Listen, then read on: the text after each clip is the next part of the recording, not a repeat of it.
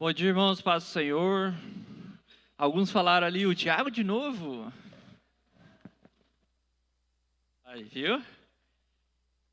Hoje seria a aula da professora Roseli, como ela não passou muito bem essa semana aí, então ela me pediu que a substituísse. Espero que ela faça o mesmo agora no meu dia, né? Irmãos, lição número 5, seguindo então, página 28.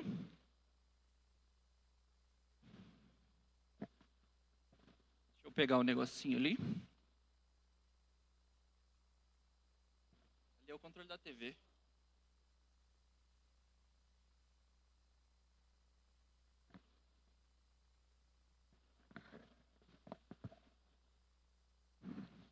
Lição número 5, expectativas bíblicas sobre uma eternidade feliz. Vamos falar de futuro no dia de hoje.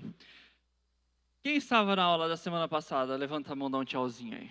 O irmão Coelho já até me olhou estranho. Quem lembra que o irmão Coelho pediu para responder uma pergunta?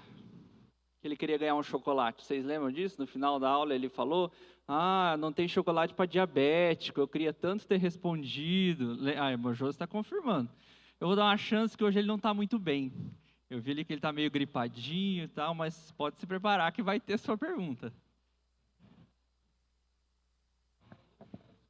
Olha lá, viu? As desculpas já começaram. Vamos lá.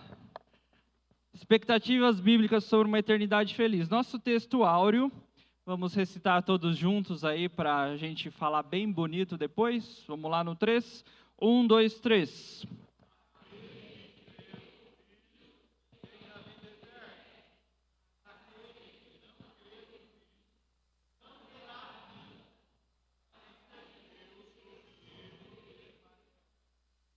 João. Então, esse é o texto que nós falaremos. Aquele que crê no Filho tem a vida eterna. Aquele que não crê no Filho não verá a vida, mas a ira de Deus sobre ele permanece. O versículo ele é bem autoexplicativo, tá? Não tem muito segredo nisso que está escrito ali. A Bíblia ela é bem clara, abertamente, em muitas coisas que ela traz. Algumas coisas a gente precisa se aprofundar, mas esse texto ele é bem direto naquilo que a Bíblia tem quanto à salvação. E seguindo aí então, nós temos os objetivos da lição dessa manhã, que são, primeiro, o ensino bíblico sobre uma eternidade feliz a partir da parábola do rico e Lázaro. Então, isso que nós vamos conhecer. Nós estamos dando sequência ao estudo das parábolas. E quando a gente tem dificuldade para entender um texto bíblico, um versículo, um bom mecanismo que nós temos se chama Escola Bíblica Dominical. Hoje nós vamos aí desmanchar a parábola do rico e Lázaro para entendermos o que Jesus quis nos ensinar a partir disso. Vamos perceber, assuntos tratados possuem coerência com outras passagens. As parábolas não são textos simplesmente isolados que Jesus não tinha o que fazer e contou uma história. As parábolas elas têm relação, e nossos textos base de hoje vão mostrar isso, com outros pontos das Escrituras que falam do mesmo assunto. Ela é um mecanismo mais de fácil compreensão daquilo que nós queremos aprender. E ainda a nossa prática, a fé e as ações acompanham a nossa vida. Num certo momento, haverá separação entre justo e ímpio. E aí é o ponto que nós vamos pegar bastante na nossa aula, que é a vida futura, aquilo que nós temos depois, como que a Bíblia nos coloca isso, partindo aí do estudo da parábola. Os textos que são a base para a nossa manhã de hoje. Lucas 16, 19 a 31, que é a parábola propriamente dita. E aí os textos que têm relação direta, que é Daniel 12, 2 e 3, que trata do assunto.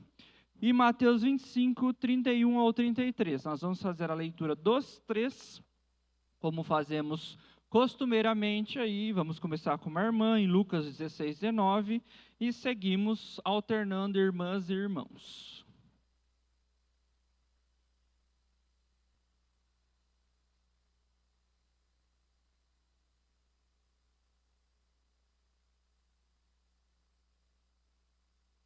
Daniel 12, 2, um irmão.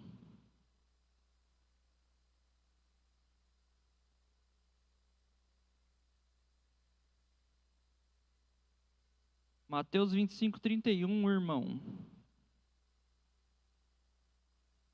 Amém. Curva sua cabeça, vamos orar nesse momento. Pai, nós estamos mais uma vez diante das verdades da Tua Palavra. Que o Espírito Santo tenha a liberdade de trabalhar nossas vidas, iluminar a nossa mente, para que possamos compreender aquilo que vamos estudar na manhã de hoje. Essa é a minha oração, em nome de Jesus. Amém. Rapidinho aí, uma análise daquilo que nós acabamos de ler. Vamos pegar aí mais Daniel e Mateus. Daniel estava onde? Daniel vem antes ou depois de Jesus, irmãos? Todos têm certeza dessa afirmação? Daniel vem antes ou depois de Jesus?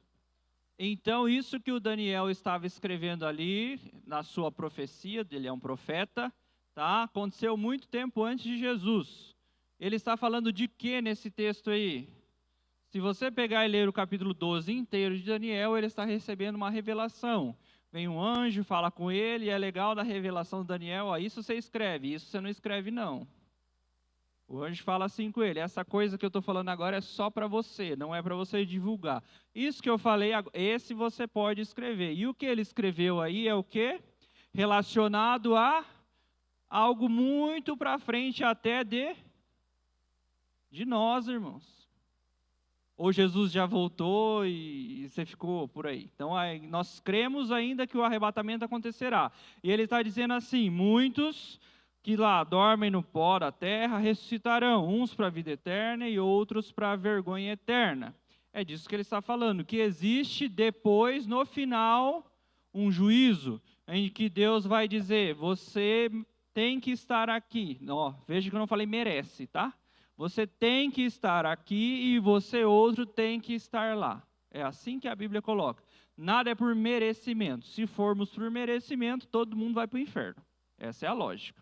Tá? Quando você ouvir muito aí, porque eu mereço, não. Nós somos salvos pelo quê? Pela graça. Sempre tenha consciência disso. Jesus, em Mateus 25, também está tratando do mesmo assunto. Ele está falando o quê? Quando o Filho do Homem vier na sua glória e todos os santos com ele está falando dos últimos dias.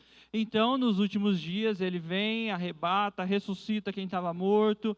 E aí, o que ele vai fazer? Está aí no texto. Separação. Lembram da parábola do joio e do trigo? Não sei se ainda vai ter para frente, pode ser que sim. Está dizendo o que lá? Os servos falavam o que para o dono lá da... plantaram o joio, vamos lá arrancar. O que o dono fala? Quando que vai ser separado então? No final, pode ficar tranquilo, deixa o joio no meio lá. O joio é uma planta, uma erva daninha que se parece muito com o trigo. O trigo é o bom, o joio não serve de nada. Só que veja, eles se parecem muito. Qual é a verdade para nós hoje aqui? Tem muita gente no meio dos cristãos que se parecem muito, mas não são realmente. Só que quem separa é o próprio Deus, o próprio Jesus. No dia certo e na hora certa ele vai fazer isso. O texto do Lázaro a gente vai agora fazer uma análise durante toda a aula dele. Essa parábola mostra cenas de uma realidade presente nos dias de hoje, pois a desigualdade social é notória, certo? Então podemos entender que todo rico está perdido e todo pobre está salvo. É isso que a parábola está ensinando, né? O rico foi para o inferno. O pobre, mendigo ainda, quanto mais pobre, mais salvo. É isso que significa. É? Não? Certeza? Exatamente. Não tem relação com o poder aquisitivo da pessoa, ela estar sendo salva ou não. Porque Jesus começa essa parábola falando então disso e agora. Se você for ver sobre o que ele estava falando antes disso, ele estava falando sobre dinheiro, sobre riquezas, sobre os fariseus serem avarentos. Ele está falando isso no texto anteriormente. Então ele dá uma sequência mostrando que o dinheiro não faz diferença para comprar salvação. Não importa o seu poder aquisitivo aqui. Isso já foi ensinado o contrário há muitos anos atrás. Se você tem um bom poder aquisitivo, você compra seu lugar no céu. Já ouviu essa história aí? Então, isso acontecia, mas o ensino de Jesus originalmente não tem relação com isso. O pobre ser salvo, o rico não, ou o oposto. O texto, famosa parábola do rico e Lázaro, que é bem conhecida de todo mundo, acredito que todos aqui já tinham passado por ele. Sim? Alguém não conhecia esse texto? Todos já passamos por ele. E, como eu acabei de falar, a narrativa de Jesus, lá em Lucas 16, ele está falando depois de ter tratado de dinheiro, e é interessante que ele deixa o rico sem nome. O rico é chamado de rico. E o pobre, ele tem o cuidado de dar o nome de Lázaro, identificando algo que é desconhecido nas parábolas. Normalmente, uma parábola ou outra é chamado de o filho, o pai, o patrão e o empregado, o servo e o patrão, mas nesse caso especificamente, Jesus ele dá uma atenção especial a identificar que o mendigo se chamava Lázaro.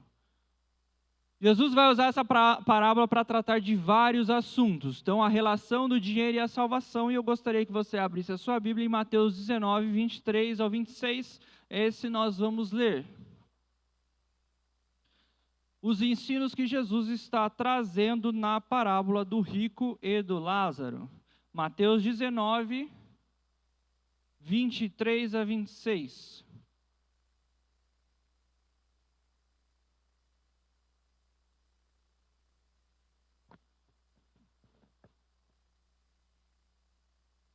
Quem achou e gostaria de ler?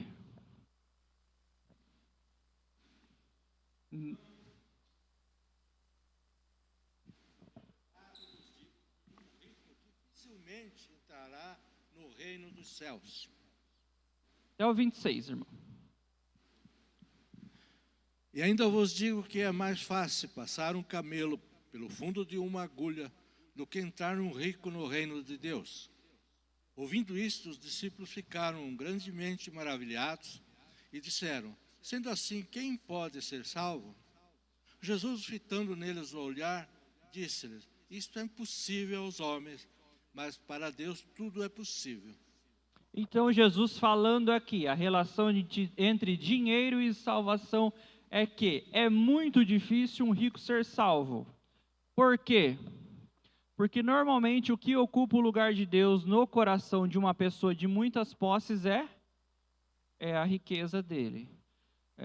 Já ouvi de muitas pessoas que tinham muito dinheiro, mas não conseguiam dormir, porque ele sempre estava pensando assim: será que o meu funcionário está me roubando? Será que esse mês o imposto vai dar muito alto? Então a preocupação dele sempre está com as suas posses, com aquilo que ele tem. Mas então a gente vai afirmar: nenhum rico é salvo? Podemos afirmar isso e colocar todo mundo no mesmo pote? Não podemos, irmãos, porque Jesus mesmo ele dá a sequência ali dizendo: mas o que parece impossível para os homens, para Deus não é impossível. É mais fácil passar um camelo no buraco de uma agulha. Deus pode fazer o camelo passar no buraco da agulha? Se ele quiser, ele pode. Então, o tratamento com o coração do rico para a sua salvação é Deus que faz com ele. E se ele tiver a consciência de que a salvação dele está em Jesus e que não são os seus bens que controlam a sua vida, a motivação da sua vida não é adquirir riquezas, mas que sim, eu vejo muitas pessoas que têm posses e têm um bom testemunho, e eles dizem o seguinte: Deus me enriqueceu para que eu possa abençoar pessoas. E eu acredito realmente que essa é a motivação de Deus dar posses para alguém. De Deus abençoar muito a vida de uma pessoa, que ela seja um instrumento para abençoar outras vidas. Pode ser na obra missionária, pode ser em área social, na área que Deus quiser fazer ele ser abençoado. Então, uma coisa para nós, temos muita clareza: não é porque o rico da parábola ele foi para o inferno, que todo rico vai para o inferno. E o oposto também é verdade. Nem todo pobre está salvo, tem muito pobre que está indo para o inferno também. Seguindo, outro ensino que Jesus tem é da realidade do mundo espiritual. Jesus está mostrando que existe algo além daquilo que nós enxergamos aqui. O texto ele está falando ali de anjo, que veio acompanhar o Lázaro até o paraíso. Ele está falando ali do pai Abraão. Ele está falando de um lugar de descanso, um lugar de tormento. Ele está falando de um abismo que tem entre os dois. Então Jesus está mostrando, existe uma realidade que muitas vezes a gente esquece que ela está lá, mas ela não deixa de existir. E hoje é muito comum não pregar-se sobre essa realidade. É feio falar que as pessoas vão para o inferno, porque todo mundo vai se sentir mal. As pessoas se sentem mal se falar que vai para o inferno. Como assim eu vou chegar para alguém e falar sem Jesus você está perdido? É melhor falar que Jesus ama ela e um dia vai acontecer alguma coisa lá. Mas não precisa falar de inferno. Jesus mostra as duas realidades. Ele mostra também que existe uma vida após a morte. Muitos creem que acabou aqui, acabou, era isso mesmo. Mas a Bíblia nos deixa muito claro que depois de tudo isso que nós temos aqui, existe sim aí o período maior, que se chama eternidade. Aqui é pouquinho, passageiro. Quem está chegando muito bem está indo nos 90. Mas e aí, a eternidade é quanto? É a eternidade. Então que as nossas escolhas daqui refletem aquilo que nós vamos passar depois. E não devemos nunca esquecer que existe sim uma vida após a morte. Uma pausa rapidinha aqui, pedir para o Vitor orar pelo momento 10.2, por obreiros, para a seara do Senhor, por trabalhadores. Senhor Deus e Pai, graças nós te damos, pois reconhecemos o teu amor, o teu cuidado. E nesse momento, Paizinho querido, colocamos diante do Senhor e clamamos, Paizinho querido, para que o Senhor envie mais trabalhadores para a tua seara. Em nome de Jesus, que o Senhor esteja levantando obreiros, levantando em nome de Jesus servos, Paizinho querido, com corações dispostos, que em nome de Jesus o Senhor possa acrescentar os seus talentos, que possam ser usados, Paizinho querido, para propagação do teu evangelho e para que o teu reino se expanda. Em nome de Jesus eu te peço, Paizinho querido, que nesse tempo tão difícil, Pai, as pessoas possam cair em si, Paizinho querido, e enxergar essa realidade tão grande espiritual, que pessoas precisam ser alcançadas pelo teu reino, Paizinho querido, para alcançarem a salvação. Assim eu oro e assim eu já te agradeço de antemão. Em nome de Jesus, amém. Amém, obrigado. Seguindo lá, vida após a morte, ou seja, não acabou aqui. E existe ainda algumas religiões e seitas que creem que não tem inferno, tá? Se você for pesquisar, tem muitas que eles falam assim que existe o lugar dos salvos, mas os perdidos serão aniquilados. E daí não tem futuro para eles. Mas isso vai totalmente contrário àquilo que a Bíblia e Jesus ensina. Vida após a morte não é só para os salvos, tá? Você pode ter uma vida muito ruim após a morte ou uma vida muito boa. E qual é o momento em que temos a condição de mudar o destino das nossas vidas? Todos nascemos em pecado e vamos para o inferno. Amém? Amém. Tá? Todo mundo nasceu em pecado e sem Jesus estamos perdidos. E é durante aqui, nossa passagem pela terra, que a gente tem a oportunidade de mudar essa situação através de Jesus Cristo. E aí nós vamos entender um pouquinho daquilo que está expresso aí na parábola, e o nosso comentarista, pastor Leandro, ele traz ali a ação dos anjos, expectativas de proteção e a ação dos anjos. E o texto ali fala o seguinte, no versículo 22, os anjos o levaram para junto de Abraão. Lázaro mendigava na porta do rico todos os dias, e o rico comia e bebia e festejava o máximo possível. Lázaro sofria, passava fome e chorava todos os dias também. Mas para entendermos aí um pouquinho, vai ser bem pouquinho mesmo, irmãos, tá? É um assunto que dá para falar bastante tempo, mas nós vamos passar rapidinho aí. O que são anjos? Acho que já estudamos isso aqui, uma lição só de anjos, se não me engano. Espíritos ministradores. Sim? Sim. O que mais? O que significa anjo?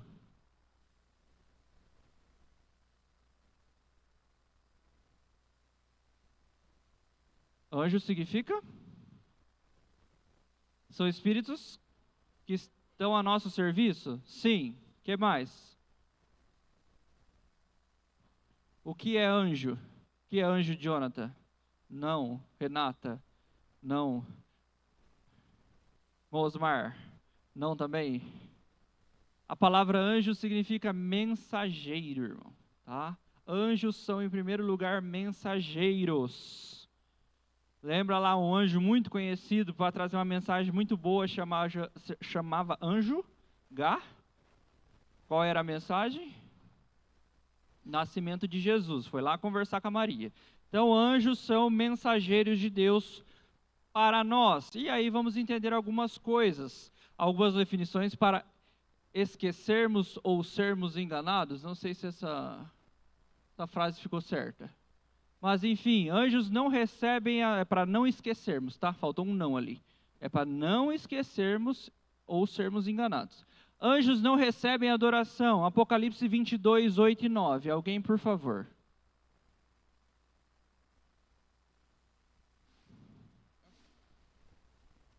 Outro da sequência aí, já vai para Efésios 2, 8, outro Hebreus 1, 13. Aí a gente ganha um tempinho. Apocalipse 22, 8 e 9.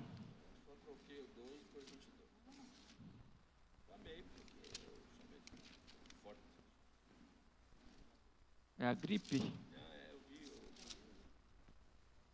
Vamos com ele, Apocalipse 22, 8 e 9. Eu, João, sou quem ouviu e viu estas coisas. E quando as ouvi e vi, prostrei-me antes aos pés do anjo que me mostrou essas coisas para adorá-lo. Então ele me disse: vê, não faças isso. E eu sou conservo teu, dos teus irmãos, os profetas, e dos que guardam as palavras deste livro, adora a Deus. Então, o anjo está mostrando algumas coisas lá para o João, na revelação, e o João fica tão maravilhado que ele se curva para adorar o anjo. O anjo fala: não, eu sou igual a você. É isso que ele está dizendo, eu sou servo como você é servo. Então, você tem que adorar somente é a Deus que você adora. Então, primeira coisa para não esquecer, anjos não recebem adoração. Se você vê em algum lugar anjo recebendo adoração, isso está errado, tá? E em adoração nós temos aí um costume que se chama orar a anjos. Em algumas religiões isso é normal, oração é uma forma de adoração, irmão, tá? Quando oramos, não devemos orar ao anjo. Se temos o acesso direto à presença de Deus, através de Jesus, não precisa você achar que, é porque é o meu anjo da guarda. Nós sabemos sim que existem anjos direcionados por Deus para cuidar de nós. Sim, sim, a Bíblia fala que o anjo do Senhor acampa-se ao redor dos que o temem. Mas a sua dedicação, oração e devoção não é ao anjo, e sim a Jesus, a Deus. Então, anjos não recebem. Ali Apocalipse deixou isso muito claro. Efésios 2:8. Quem está com Efésios 2:8? Flávio aqui?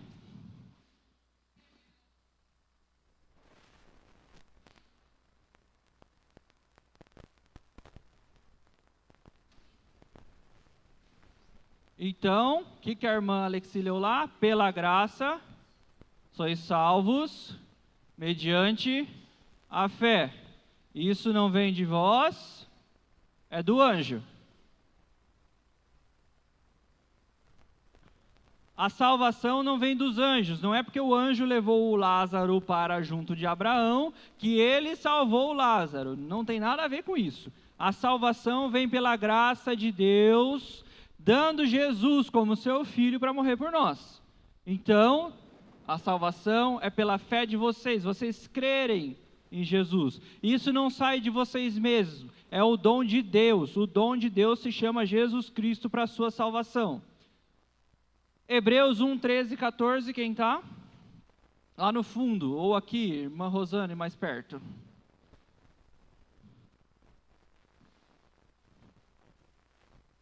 E a qual dos anjos disse: jamais assenta-te à minha destra, até ponha os teus inimigos por escabelo de teus pés? Não são porventura todos eles espíritos ministradores, enviados para servir a favor daqueles que hão de herdar a salvação? Então, anjos não são intermediários, eles são para servir aqueles que serão salvos. Tá? É isso que o texto está falando. Deus, é isso que inicia ali, nunca disse para um anjo, se assenta aqui do meu ladinho, até que eu coloque os inimigos debaixo dos seus pés. Não. Anjos não são intermediários de nada, são servos. Como diz o texto de Apocalipse, assim como nós, eles também são servos. E aí, para nós entendermos, anjos sim, são seres poderosos, porém servos. Anjos têm poder de fazer coisas, assim como a Bíblia nos mostra que eles fazem. Mas eles não são Deus, não salvaram ninguém, não morreram por ninguém, foram criados por Deus, assim como o ser humano foi criado por Deus. O ser humano foi criado para louvar e engrandecer o nome de Deus. Isso é, todos os seres foram criados para a glória de Jesus, para a glória de Deus. Os anjos da mesma forma, para servir, e tem os que ficam lá 24 horas, santo, santo, santo, cuidando, adorando, cuidando da santidade. Vamos preservar a adoração o tempo todo. Isso que nós temos com relação a esses seres. Podemos entender que os anjos estão protegendo os justos, aqueles que irão herdar o céu. Isso está lá em Salmo 34:7. Os anjos estão a trabalho aqui. Tem muito filme que mostra que anjo veio para a terra e achou legal e quis morar aqui. Isso não é uma realidade, mas é só no filme mesmo, tá? A função deles é trabalhar. Isso não quer dizer que não iremos sofrer nada, porque Deus disse que o anjo estaria acampado. Irmão Coelho, o senhor crê que o anjo do Senhor está acampado perto de você? E o senhor está gripado? O senhor está gripado? Então hoje não trabalhou direito? Sim? Não trabalhou direito? O seu anjo, que Deus colocou para cuidar de você, não está trabalhando certo, porque o senhor pegou uma gripe. Tem nada a ver? O fato de termos aí, segundo a palavra de Deus, anjos acampados ao nosso redor para cuidar de nós, muitas vezes vai minimizar a sua situação. Por exemplo, vou contar um testemunho recente aqui. Eu estava indo trabalhar de moto, estava andando bonitinho, um dos dias que eu estava andando bem bonitinho, na minha faixa, e um indivíduo me fechou. E eu, instintivamente, você freia, tal. A moto deu uma balançada bem forte, de ladinho assim, e eu voltei para o lugar. Aquilo, com certeza, eu garanto 100% que aquilo era o anjo do Senhor guardando. Como eu já contei em outro testemunho, nunca caí de moto na vida. E eu tenho certeza que todas as vezes que eu quase caí, foi o anjo do Senhor guardando. Porque se eu parava para pensar depois, não era para ter parado em pé. Essa era para ter caído. Com certeza essa era para ter caído.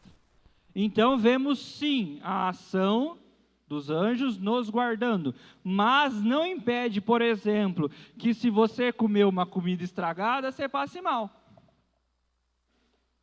Por quê? Porque às vezes você comeu a comida estragada ciente que ela estava estragada. Não impede, por exemplo, de você pegar uma gripe, de você tomar um banho de chuva lá, pegar uma friagem, já tem 75 anos, fica gripada. Isso é natural, irmão, faz parte das suas escolhas. Tanto que a Bíblia fala que nós devemos cuidar do templo do Espírito Santo, que é o seu corpo. Então, tem coisa que é a função do anjo, tem coisa que é a sua. Isso que você deve compreender sempre quando temos anjos nos guardando. Contudo, aí existe a área que é eles que vão trabalhar. O mundo espiritual ele é invisível e muitas vezes existem batalhas que são travadas lá, que você pode participar através da sua oração e do seu jejum. Mas quem vai brigar as suas batalhas lá, junto com a ação de Deus, Espírito Santo, são os anjos sim. Isso a gente vê lá em Daniel, quando existiu uma resposta de uma oração para ele, mas levou um tempo porque houve uma batalha no mundo espiritual. Então, nessa área, os anjos estão todos os dias, 24 horas.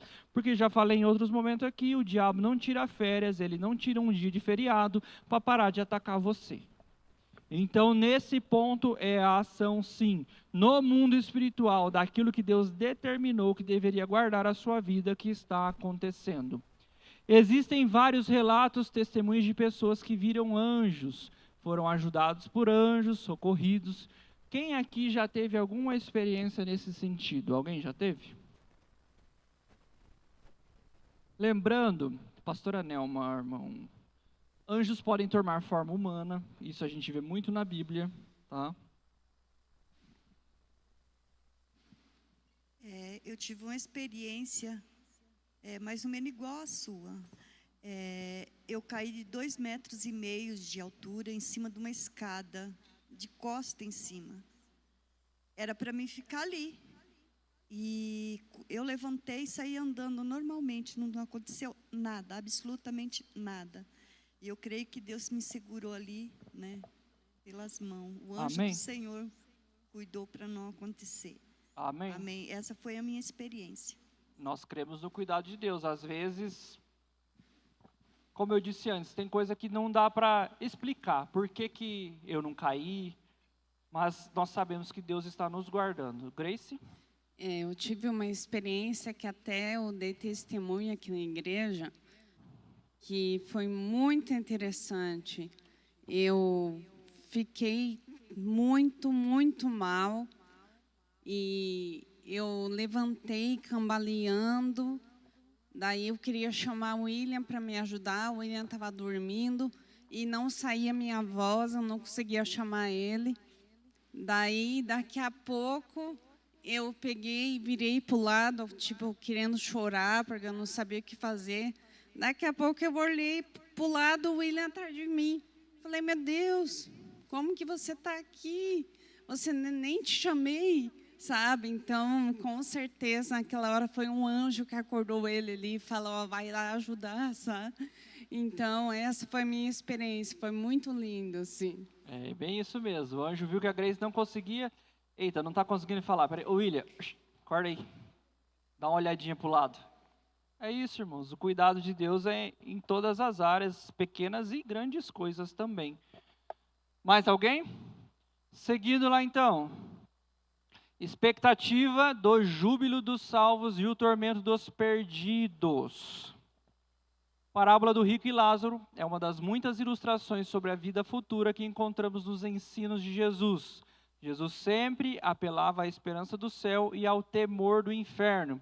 E por mais que hoje não se fale muito nisso, existe a realidade céu e inferno.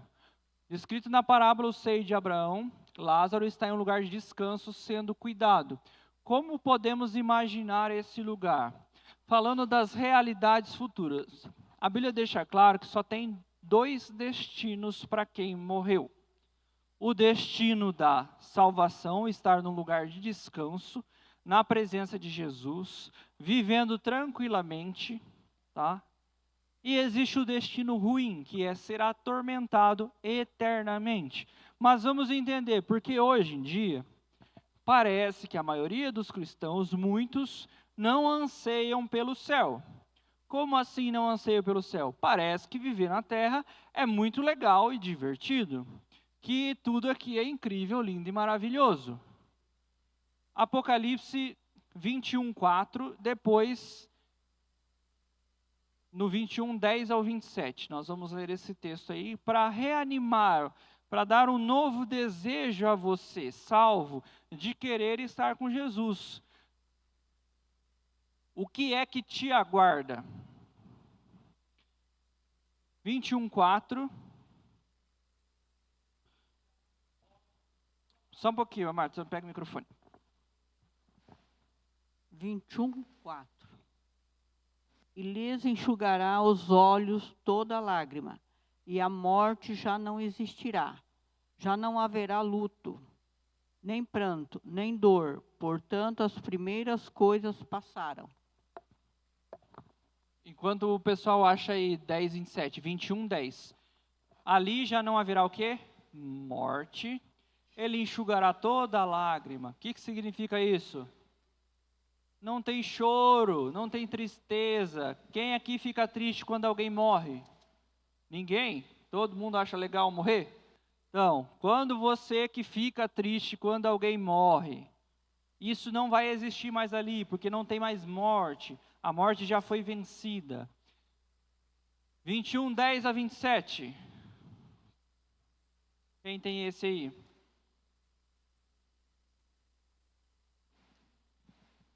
Luciana.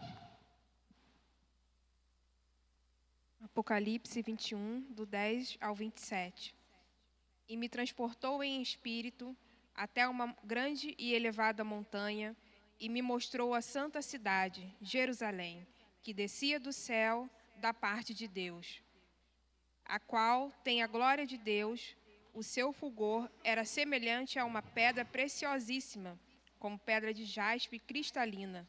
Tinha grande e alta muralha, 12 portas, e junto às portas 12 anjos, e sobre elas nomes inscritos, que são os nomes das 12 tribos dos filhos de Israel.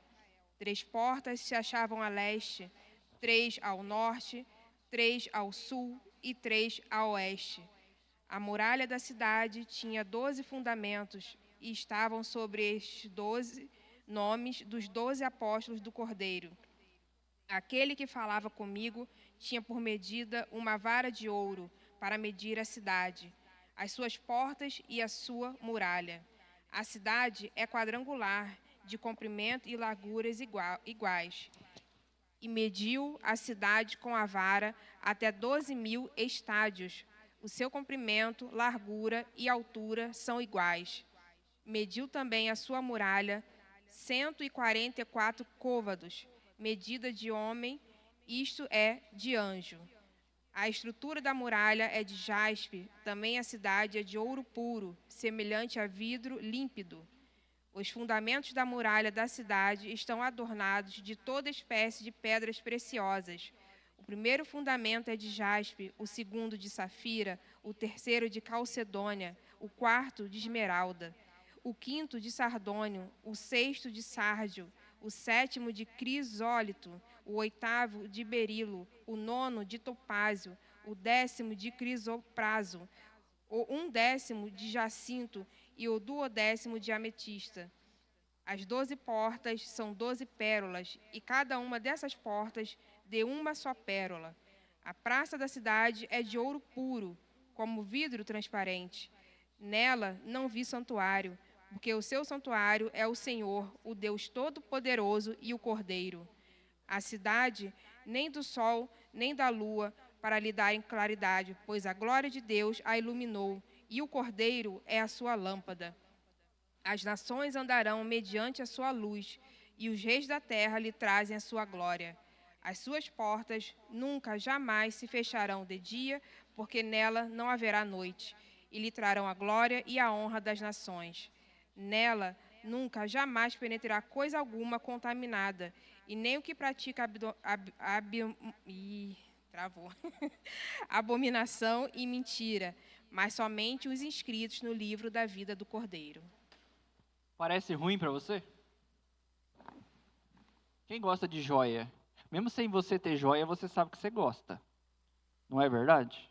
Às vezes você nunca teve uma joia, mas se te oferecerem, você quer. Não é verdade? Quanto de joia tem ali que a irmã Luciana leu? Até a vara que o homem usou para medir era de ouro. E por que isso muitas vezes não parece um incentivo muito legal para a gente ir para o céu? Irmão William.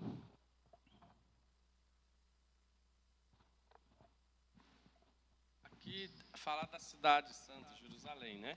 Isso. Então, mas aqui ele dá as medidas, digamos, para essas medidas, digamos, não vai ser todo mundo, várias pessoas for salvo, não vai ser pequeno, digamos, o local, ou ali vai ficar só os que são das 12 tribos de Israel, digamos, que diz ali das 12 portas e tal. Ali ele está mostrando. As portas não ficarão fechadas, as nações virão e tal, entendeu? Olha o texto. Nós cremos no novo céu e na nova terra, e aí o João ele está vendo uma cidade. Por que Nova Jerusalém? Para quem ele está mostrando? Qual a importância de Jerusalém para o judeu?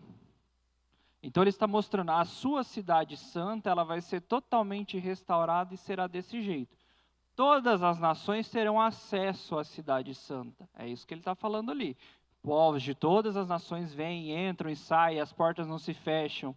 O Senhor é a luz do dia, não tem noite, porque tudo é tudo lindo e maravilhoso e incrível. Só que aí eu volto para o texto, que Deus não faz acepção de pessoas, que não vai dar uma cidade muito bonita para os judeus e uma mais ou meninho lá para os gentios, no caso. Então esse é um exemplo do que será o novo céu e a nova terra a partir da Nova Jerusalém. É isso que ele está mostrando para o João ali. Ele usa a Nova Jerusalém, porque para o judeu a Jerusalém é a cidade santa, então a restauração dela e ela se tornar a Nova Jerusalém, onde Deus governa, é tudo o que eles sempre sonharam. Mas, como eu disse antes, não é algo diferente de um para o outro. Essa é a relação, tá? Se você for olhar, Miquéia, lá no fundo, se você for olhar por tamanho de uma cidade, realmente é uma cidade. Mas aquilo que Deus tem preparado para o futuro, para todos os salvos, ele é de igual forma. Miquéia. A minha avó, por parte de mãe, ela infartou. E ela viu o céu. E depois, quando ela retornou, ela só pedia, não me deixem aqui, eu quero ir lá, eu quero ir lá. E as pessoas pediam, mas o que tem lá? Como que é? Eu não sei descrever, mas eu quero estar lá, eu quero ir lá.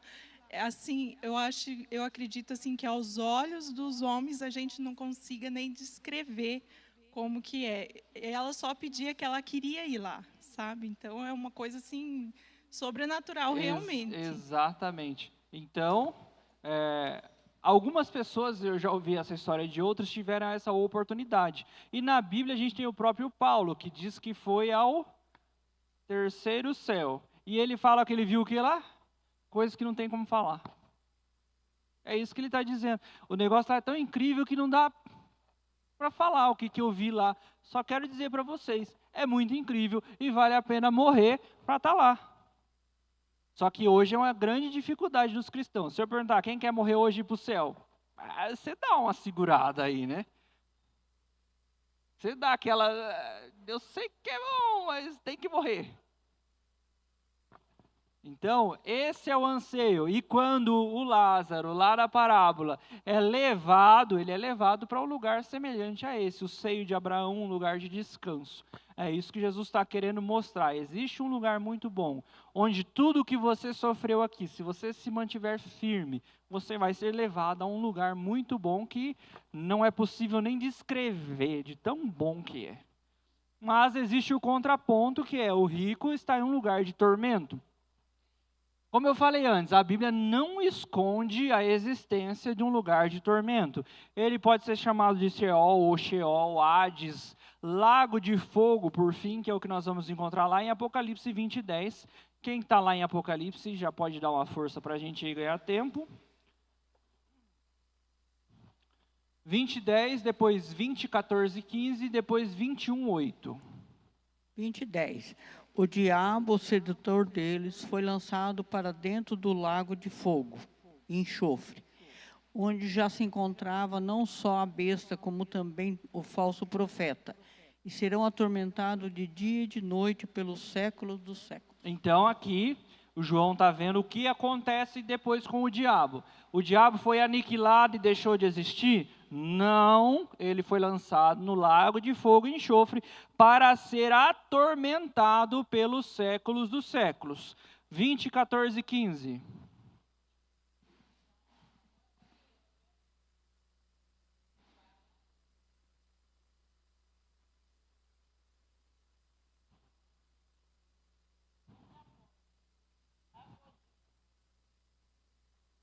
Lê de novo, por gentileza, que eu vou dar o microfone para a senhora, Alexi. Então, a morte e o inferno foram lançados para dentro do lago de fogo. Esta é a segunda morte, o lago de fogo.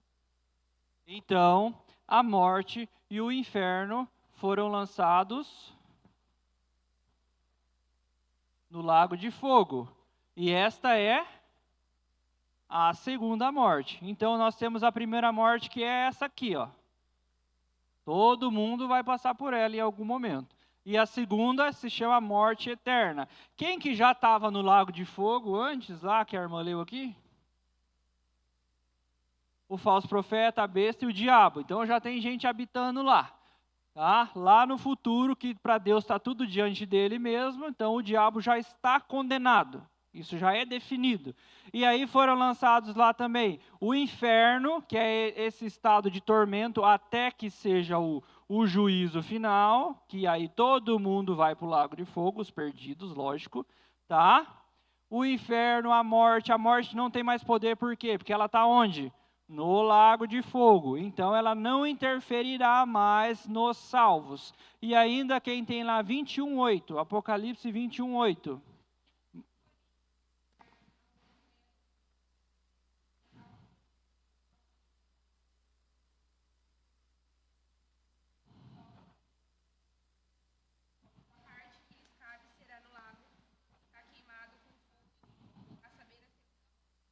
Então, lê de novo aí, Eliane, para nós, por gentileza. Quem que é que vai estar lá também? Pode ler tudo. Quanto, porém, aos covardes, aos incrédulos, aos abomináveis, aos assassinos, aos imorais, aos feiticeiros, aos idólatras e a todos os mentirosos, a parte que lhes cabe será no lago que está queimando com fogo e enxofre, a saber, a segunda morte. Então, Deus já definiu que esse grupo de pessoas ali, que se não mudarem, vamos colocar assim, não se arrependerem, não crerem em Jesus e mudarem de vida, continuarem com essas atribuições que ela leu ali, o lugar deles é onde? É o lago de fogo, irmão. Não adianta a gente alisar. Tá? É o lago de fogo e enxofre para ser atormentado pela eternidade. Então, por que as pessoas não creem na realidade do inferno? Sabe por que as pessoas não creem na realidade do inferno? Porque muitas vezes as pessoas acham que o inferno é igual a propaganda da cerveja. Já viram a propaganda de cerveja falando que o inferno é um lugar só que é muito quente, mas você toma uma cerveja gelada, vai ter umas mulheres de biquíni andando para lá e para cá? Já viram isso? Pois é, a propaganda do diabo faz você pensar que o inferno até é um lugar legalzinho.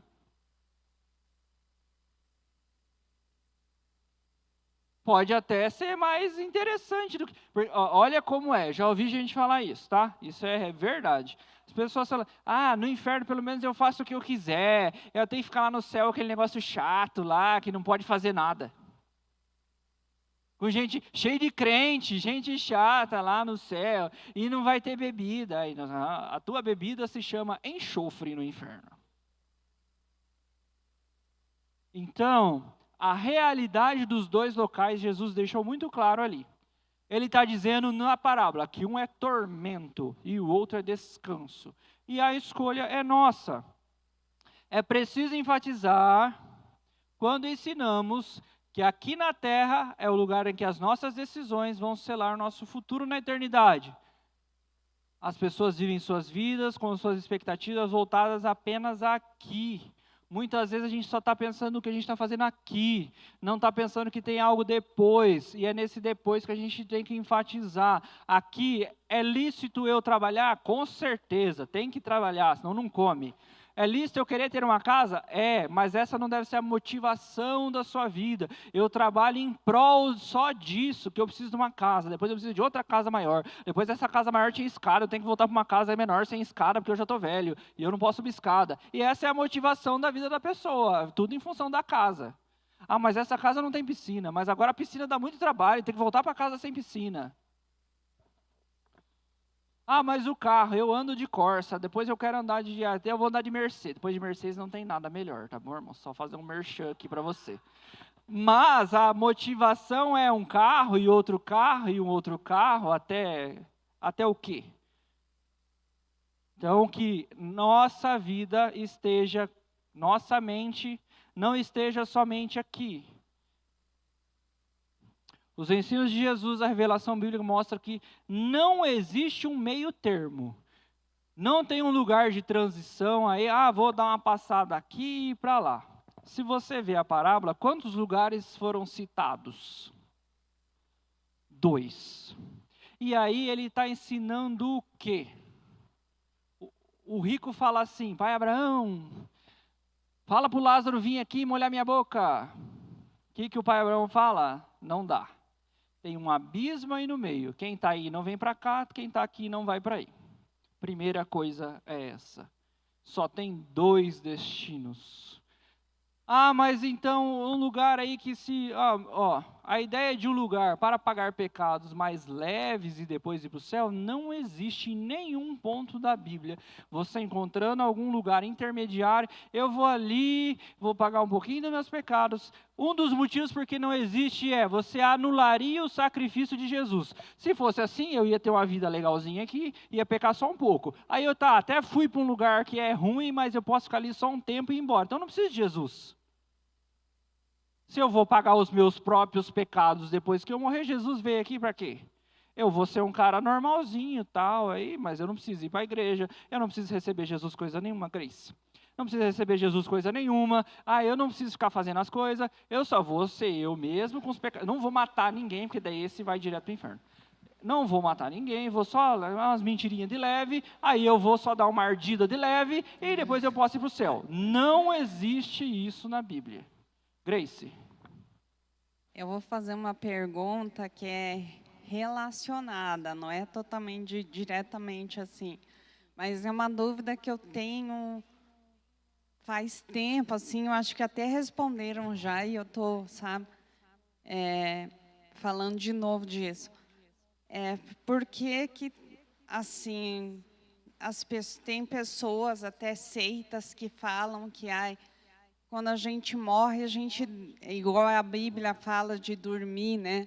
A questão que a gente dorme até Jesus voltar, né? E a gente crê, eu creio também que quando a gente morrer, a gente vai abrir os olhos já no paraíso, tá? Com Jesus, com todos os salvos que morreram antes, sabe?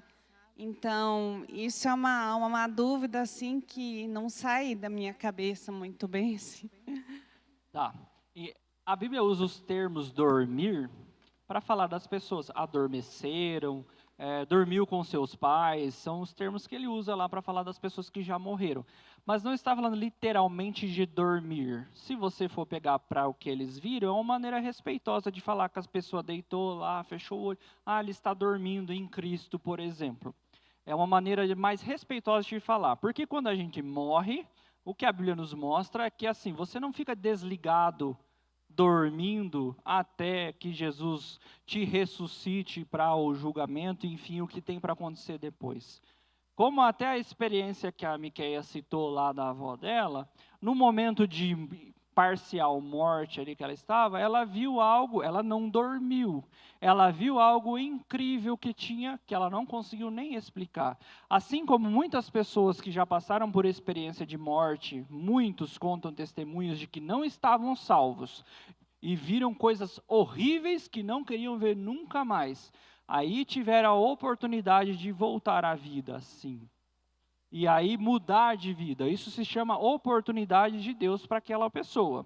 Misericórdia de Deus para aquela pessoa. Ela teve uma amostra. Então, se o fato de dormir fosse literalmente dormir, nenhuma delas teria vivido algo semelhante a isso. Ela só estaria lá dormindo e esperando. Quer complementar?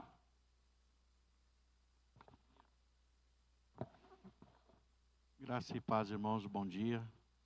O termo dormir utilizado nas Escrituras, particularmente no Novo Testamento, é um termo para definir descanso. Dormir no Senhor é descansar. Não significa estar desacordado, mas no estado de descanso, como estava o Lázaro no seio de Abraão. O Lázaro no seio de Abraão não estava descansando de toda a sua dor, de toda a sua fadiga, de todo o seu sofrimento, já estava descansando. Então, o termo dormir é utilizado para falar desse descanso. Quando você está muito cansado, você diz, eu vou dormir para descansar. É nesse sentido. Respondido, irmã Marta. Tiago, a gente tem que saber e conhecer bem esses textos, porque quando você encontra um católico falando que tem purgatório, então o purgatório ameniza. Eu faço muita coisa errada aqui, mas daí eu vou para o purgatório, vou receber orações. e lá eu vou me purificar para ir para o céu. Então tem que tomar cuidado. Quando as pessoas falam em purgatório, tem que mostrar esses dois lados aí. E o espírita também, porque o espírita fala em reencarnação. Já então vamos chegar aí. A reencarnação também ameniza. Eu vou morrer, mas daí eu vou reencarnar e vou me purificando até ficar bom, igual Jesus, eles falam. Então, quando a gente encontrar essas pessoas que falam de reencarnação ou que falam de purgatório, a gente tem que mostrar isso. Ou falar já diretamente, porque as pessoas estão enganadas. Eles estão achando que ainda vai ter mais uma oportunidade, e não vai ter. A parábola do Lázaro e do rico serve muito bem para a gente mostrar isso. Jesus só mostrou 2 lugares. Tá? O rico ele fez coisa errada, por quê? Porque ele era rico, esbanjava dinheiro. Se for ver, isso não é algo grave, assim, a ponto de ele ir para o inferno. Mas fala que ele foi direcionado diretamente para o inferno. E a segunda coisa é isso que eu coloquei aqui. Se isso fosse possível, não precisava de Jesus, irmão. Porque você só é mais ou menos, tá? Você foi para um purgatório, ficou lá um pouco e depois você pode ir para o céu. Então Jesus não tem necessidade na vida de ninguém. Você anula a salvação de Cristo quando você cria um lugar para purificação de pecados. Seguindo lá, nós estamos com pouco tempo. Não podemos negar a triste realidade que poucos desejam falar claramente, principalmente nos dias que vivemos. E essa aqui é a realidade. Quem não receber Jesus como Senhor e Salvador, se arrependendo-se dos seus pecados, está condenado a que destino? João 3,16 fala o quê? Tem que saber esse decor, irmão.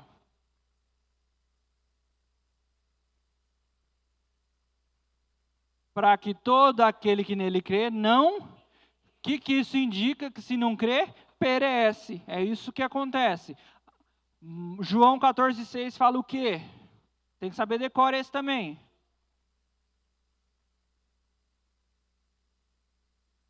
Eu sou o caminho, a verdade, a vida. Ninguém vem ao Pai a não ser por mim. Então, ali, a sua passagem para o céu é através de Jesus. E Atos 4, 11 e 12. O que tem lá? Mas Josi, que está aqui. 4, 11 e 12. Este Jesus é pedra, rejeitada por vós, os construtores, a qual se tornou a pedra angular.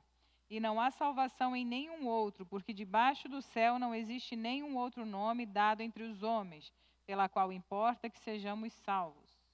Então, debaixo do céu não existe nenhum outro nome que importa que sejamos salvos. Qual o nome é? Esse Jesus aí que ele está pregando. Então, temos que ter claramente na nossa mente, no nosso coração, que é somente através de Jesus que o acesso ao céu podemos ter. Deu para entender, irmãos? Morreu sem ser salvo, vai para onde? Pastor Marcos lá, acho que está aqui, o Moisés saiu, vamos lá. E aí a gente vai seguir. Quando eu chego lá, sua opinião, porque as pessoas não dão tanto valor ao conceito do inferno? A paz, igreja. Então, essa passagem do rico e do Lázaro mostra muito claro a respeito do que eu ouvi de um médico legista, né? Que quando uma pessoa está morrendo, antes de todo o corpo dela ficar frio, né? Passa um filme na cabeça dela de todo o tempo de vida dela, antes dela se esfriar. Então, essa passagem de Lázaro e o rico mostra quando ele pede para que o Abraão pedir para Lázaro molhar a ponta dos dedos e molhar a boca dele. Ele fala assim para o pai Abraão depois, né? Que ele dá a oportunidade para ele voltar, para ele avisar os irmãos dele para não ficar na mesma situação que ele, porque mostrou toda a vida dele, todo o que ele fez em vida, né? Todos os bens que ele adquiriu, e ele não teve a oportunidade de buscar a Deus. Então, ele queria voltar para poder falar para os irmãos dele. Vamos chegar nessa parte agora. E o médico legista, uma vez, falou para mim que antes de nós, quando nós estamos no estado final de vida, passa um filme na nossa vida. Passa um filme desde criança até esta época de hoje, por exemplo, se eu estiver morrendo agora. Então, eu vou lembrar desde a minha infância até esse momento. Então, foi o que aconteceu com o rico. Então, ele teve um momento de se arrepender, já era tarde. O rico, quando está ali pedindo ajuda, ele entende que ele não volta mais. Se você ler o texto lá, ele sabe, manda o Lázaro lá falar. Porque eles vão acreditar no Lázaro, se o Lázaro voltar lá para contar. Isso que o pastor Marcos falou é assim, ninguém vai ser condenado sem saber por que foi condenado. Tá? Deus não vai ser injusto dessa forma, vai jogar no inferno, mas mesmo que você não sabe, por que eu não estou aqui? Por que eu estou aqui, então? Eu era tão bonzinho. Então, tá, já que você esqueceu, você vai saber por que você está aí. Seguindo, expectativa é que as escrituras são suficientes para levar os homens ao arrependimento. Entender que é a palavra de Deus que vai levar a pessoa a se arrepender e crer em Jesus. Uma verdade fascinante revelada por Jesus é o papel das Escrituras e a pregação do Evangelho no destino das pessoas. Muitos pensam apenas que para morar no céu é necessário um enorme sacrifício. A gente vê em muitas religiões que é a busca das pessoas por algo que eu tenho que fazer para ser salvo. Quando para eu ser salvo, eu preciso crer em Jesus como meu Salvador. Mas todos os caminhos levam a Deus? Não, João 14,6 nós acabamos de falar disso. Não são todos os caminhos que levam a Deus, apenas um caminho leva a Deus. Mas é a minha boa obra, é eu fazer coisa boa, tal. Muitos ainda acreditam que vão chegar diante de Deus e tentar dar uma justificativa. Deus, porque naquele dia lá, eu não estava muito bem, sabe? E por isso que eu pequei um monte. Então, o senhor podia dar uma chancezinha aí para nós? Mas o que a Escritura nos diz é que a sua chance de definir qual será o seu destino é em vida. Alguns pensam ainda que o amor de Deus vai livrar da condenação, e se prega muito hoje. Não podemos falar de coisa errada, porque Deus ama todo mundo. Deus ama tanto você que você vai para o inferno se você não mudar de vida. É isso que a Bíblia fala. O amor de Deus é tão grande que às vezes Ele te dá uma nova oportunidade. Aqui, ó. Esse aí, o diabo até pediu ele já, tá aprontando muito, quero levar. Deus, não é a hora ainda, ele precisa de mais uma oportunidade. Aí ele tem a oportunidade. E isso é a demonstração do amor de Deus pela vida da pessoa, mostrando que ele tem tempo aqui. Jesus já veio, maior demonstração de amor, para que você pudesse ser salvo, para que o seu vizinho pudesse ser salvo. E ainda outros, como o rico, acham que dá para voltar. E aí a gente tem um texto, deixa eu ver se eu coloquei aqui, em Hebreus, que diz assim: ao homem está ordenado morrer 42 vezes, para tentando, né? É isso que está lá? Uma só vez. Você tem uma oportunidade. E agora eu vou abrir um parênteses aqui para as pessoas que acham aí de outras religiões que volta assim. Tudo bem, a pessoa ela tem que voltar para ser melhor, certo? Mas dizem que quando a pessoa volta, ela não lembra quem ela era. Ela não lembra nada da outra vida. E como é que ela sabe que ela tem que ser melhor, então, se ela não lembra aquilo que ela viveu na outra vida? Se para ela é a primeira vida ainda. Como que fica? A Bíblia deixa muito claro. Quando o rico fala, manda o Lázaro lá de volta, ninguém daqui volta para lá para falar nada.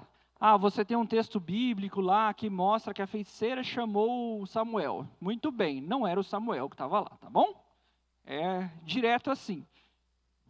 Porque Deus disse que não era para consultar feiticeiro. Então Deus não vai ir contra ele mesmo. Ninguém vai voltar para falar nada. Se você, em algum momento da sua madrugada, acordou lá, sonhou e viu algo no seu quarto falando que você repreenda que é o diabo. Não é ninguém voltando a falar com você. Mas em determinado lugar. É o diabo, é isso que a Bíblia fala. Não tem meio termo. Era o amigo do fulano. Não, é o diabo mesmo. Tá?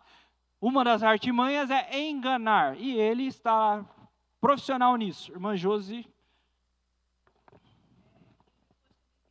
Quando, por exemplo, assim, vai numa mesa branca, enfim, né?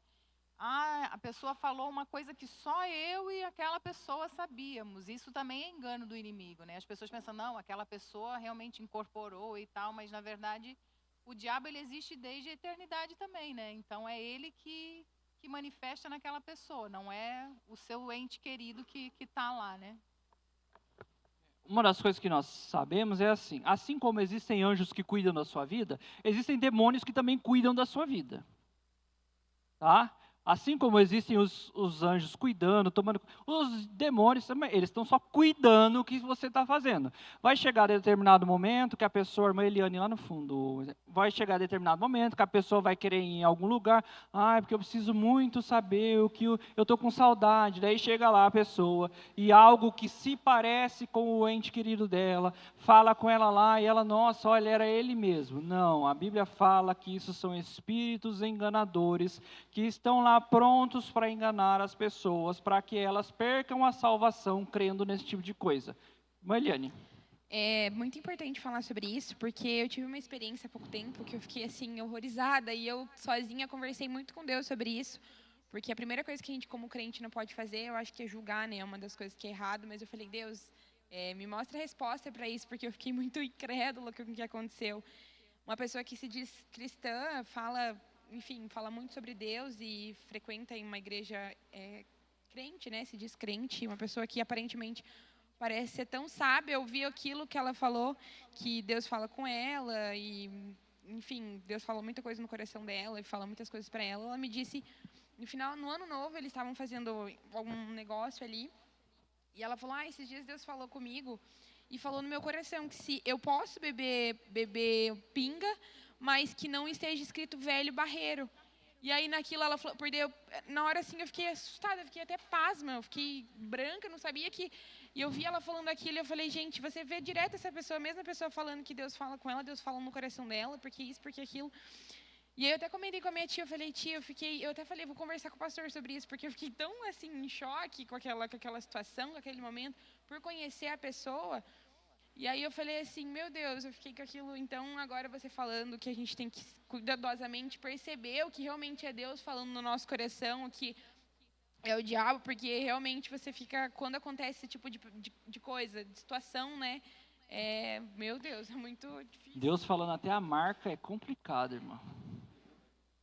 É complicado mesmo. Eu já vou falar, no finalzinho eu falo 30 segundos sobre bebida. Salvação é somente, unicamente, exclusivamente através de Jesus Cristo. Vamos repetir essa frase aqui, por isso que ela está em negrito. No 3, irmãos, a frase inscrita aqui, ó. 1, 2, 3.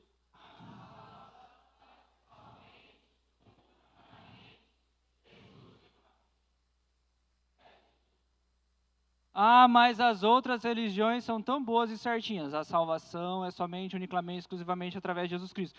Mas a minha mãe, meu pai, meu tio, minha avó, meu primo, sei lá, são tão bonzinhos. Eles só não creem em Jesus, mas eles têm um lugarzinho no céu, né? Não, não tem. Infelizmente, não. É triste, mas não tem. Tem um lugarzinho no céu quem crê em Jesus como seu único e suficiente Salvador. Não são boas obras que salvam ninguém.